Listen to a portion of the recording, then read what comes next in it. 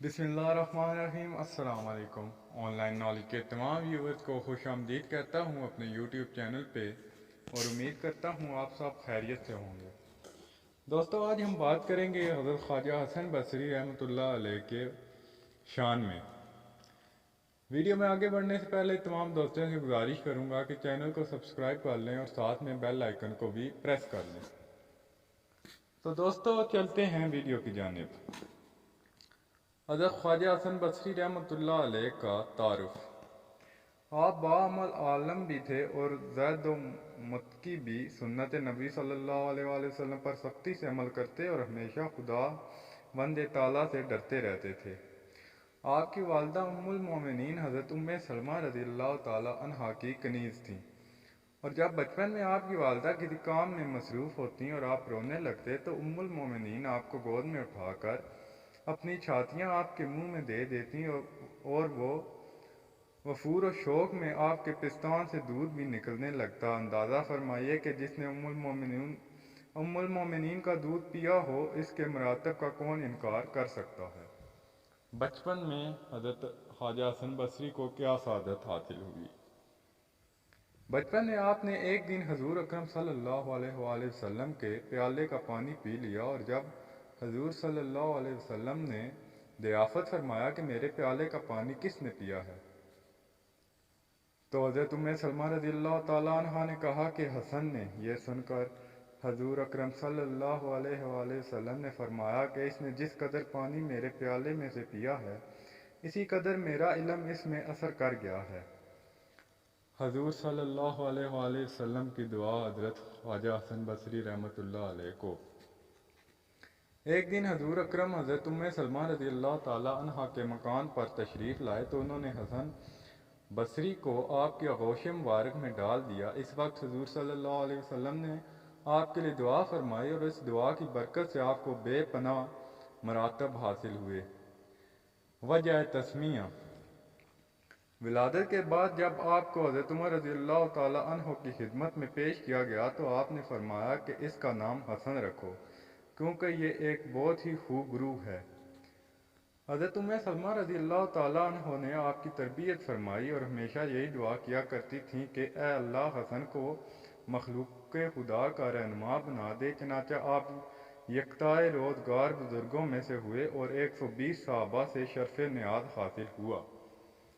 इनमें से 70 शदाए बदर भी शामिल हैं। आपको हज़रत हसन बिन अली से शर्फ़ बैत हासिल था और इनसे तालीम भी पाई, लेकिन तोहफ़ा के मुसन्नफ़ लिखते हैं कि आप हज़रत अली रज़ियल्लाहु ताला अन्हु से बैत थे और इन्हीं के खुलफा में से हुए। इब्तिदाई दौर में आप जो हेरात की तजारत करते थे, जिसकी वजह से आपका नाम हसन मोती बेचने वाला पड़ गया।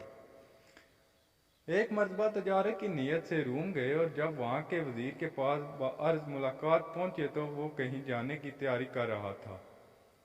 इसने पूछा कि क्या आप भी मेरे साथ चलेंगे। फरमाया कि हाँ। चनाचा दोनों घोड़ों पर सवार होकर जंगल में जा पहुँचे। वहाँ आपने देखा कि रूमी रेशम का एक बहुत ही शानदार हैमा नस्ब है और इसके चारों तरफ मुसल्लह फौज तवाफ़ करके वापस जा रहे हैं। फिर उलमा और बाहशमत लोग वहाँ पहुँचे और हैमा के करीब कुछ कह कर रुखसत हो गए। फिर हुक्मा अमीर मुंशी वगैरह पहुँचे और कुछ कह कर चल दिए। फिर रूबरू कनीज़ें ज़ोर जौहर के थाल सर पर रखे हुए आईं और वो भी इसी तरह कुछ कह कर चली गईं। फिर बादशाह और वज़ीर भी कुछ कह कर वापस हो गए। आपने हैरत ज़दा होकर जब वज़ीर से वाक़या मालूम किया तो इसने बताया कि बादशाह का एक खूबसूरत बहादुर जवान बेटा मर गया था और वही इस खैमे में दफन है। चनाचा आज की तरह हर साल यहाँ तमाम लोग आते हैं। सबसे पहले फौज आकर कहती है कि अगर जंग के ज़रिए तेरी मौत टल सकती तो हम जंग करके तुझे बचा लेते, मगर अल्लाह ताला से जंग करना मुमकिन नहीं। इसके बाद हुक्मा आकर कहते हैं कि अगर अक्ल व हिकमत से मौत को रोका जा सकता तो हम यकीनन रोक देते। फिर उलमा व मशाइख आकर कहते हैं कि अगर दुआ से मौत को दफ़ा किया जा सकता तो हम कर देते। پھر حسین کنیزیں آ کر کہتی ہیں کہ اگر حسن و جمال سے موت کو ٹالا جا سکتا تو ہم ٹال دیتی۔ پھر بادشاہ وزیر کے ساتھ آ کر کہتا ہے کہ اے میرے بیٹے، ہم نے حکمہ و اتباع کے ذریعے بہت کوشش کی، لیکن تقدیر الہی کو کون مٹا سکتا ہے، اور اب آئندہ سال تک تجھے ہمارا سلام ہو۔ یہ کہہ کر واپس ہو جاتا ہے۔ حضرت حسن نے یہ واقعہ سن کر قسم کھائی کہ زندگی بھر کبھی نہیں ہنسوں گا، اور دنیا سے بیزار ہو کر فکر آخرت میں گوشہ نشینی اختیار کر لی۔ مشہور ہے کہ 70 سال تک آپ خمہ وقت باوضو رہے اور اپنے ہم عصر بزرگوں میں ممتاز ہوئے۔ کسی شخص نے ایک بزرگ سے دریافت کیا کہ حسن بصری ہم سے زیادہ افضل کیوں ہیں؟ انہوں نے جواب دیا کہ حسن کے علم کی ہر فرد کو ضرورت ہے، اور اس کو سوائے خدا کے کسی کی حاجت نہیں۔ حضرت رابعہ بصری کا مقام۔ افسر میں ایک مرتبہ آواز کہا کرتے تھے، مگر جب تک حضرت رابعہ بصری شریک نہ ہوتی تو واعظ نہ کہتے۔ لوگوں نے عرض کی کہ آپ کے وعظ میں تو بڑے بڑے بزرگ حاضر ہوتے ہیں، پھر آپ صرف ایک بوڑھی عورت کے نہ ہونے سے وعظ کیوں ترک کر دیتے ہیں؟ فرمایا کہ ہاتھی کے برتن کا شربت چونٹیوں کے برتن میں کیسے سما سکتا ہے؟ اور جب آپ کو دوران وعظ جوش آ جاتا تو رابعہ بصری سے فرماتے کہ یہ تمہاری ہی جوش و گرمی کا اثر ہے۔ سبق آموزہ جوابات۔ ایک مرتبہ لوگوں نے سوال کیا کہ آپ اپنے وعظ میں کثیر لوگوں کے اجتماع سے خوش ہوتے ہیں؟ فرمایا کہ میں تو اس وقت مسرور ہوتا ہوں جب کوئی عشق الہی میں دل جلا آ جاتا ہے۔ کسی نے سوال کیا کہ اسلام کیا ہے اور مسلمان کس کو کہتے ہیں؟ فرمایا کہ کتاب میں ہے، اور مسلمان۔ جب آپ سے دین کی اساس کے متعلق سوال کیا گیا تو فرمایا کہ تقویٰ دین کی اساس ہے، اور لالچ تقویٰ کو ضائع کر دیتا ہے۔ پوچھا گیا کہ جنت عدن کا کیا مفہوم ہے، اس میں کون داخل ہوگا؟ فرمایا کہ اس میں سونے کے محلات ہیں، اور سوائے نبی کریم صلی اللہ علیہ وآلہ وسلم، صدیقین اور شہداء، عادل بادشاہ اور دیگر انبیاء کرام کے کوئی داخل نہیں ہو سکتا۔ سوال کیا گیا کہ روحانی طبیب کسی دوسرے کا علاج کر سکتا ہے؟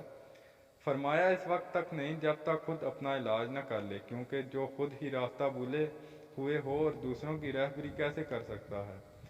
فرمایا کہ میرا وعظ سنتے رہو، تمہیں فائدہ پہنچے گا، لیکن میری بے عملی تمہارے لیے ضر رسا نہیں۔ لوگوں نے عرض کیا کہ ہمارے قلوب تو سوئے ہوئے ہیں، اور ان پر آپ کا وعظ کیا اثر انداز ہوگا کہ بعض جماعتوں کے اقوال ہمارے قلوب میں خوف و خشیت پیدا کر دیتے ہیں۔ فرمایا کہ تم دنیا میں ڈرنے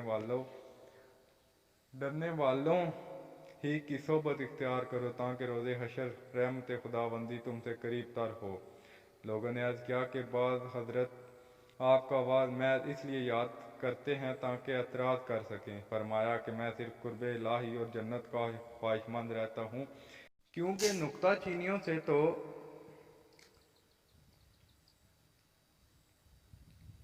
اللہ تعالیٰ کی ذات بھی مبرا نہیں، اس لیے میں لوگوں سے ہرگز یہ توقع نہیں رکھتا کہ وہ مجھے برا بھلا نہ کہیں گے۔ عرض کیا گیا کہ بعض افراد کا یہ خیال ہے کہ دوسروں کو نصیحت اسی وقت کرنی چاہیے جب خود بھی تمام برائیوں سے پاک ہو جائے۔ فرمایا کہ ابلیس تو یہی چاہتا تھا کہ عمرہ نواحی کا صد باب ہو جائے۔ لوگوں نے پوچھا کہ کیا مسلمانوں کو بغض و حسد کرنا چاہیے؟ فرمایا کہ برادران یوسف کا واقعہ تمہارے علم میں نہیں کہ بغض و حسد کی وجہ سے انہیں کیا کیا نقصانات پہنچا، البتہ اگر حسد میں رنج و غم کا پہلو ہو تو کوئی حرج نہیں۔ دوستو، یہ تھی ہماری آج کی ویڈیو۔ امید کرتا ہوں آپ سب کو ویڈیو بہت زیادہ پسند آئی ہوگی۔ اگر ویڈیو پسند آئی ہے تو چینل کو سبسکرائب کر لیں اور ساتھ میں بیل آئیکن کو بھی پریس کر لیں۔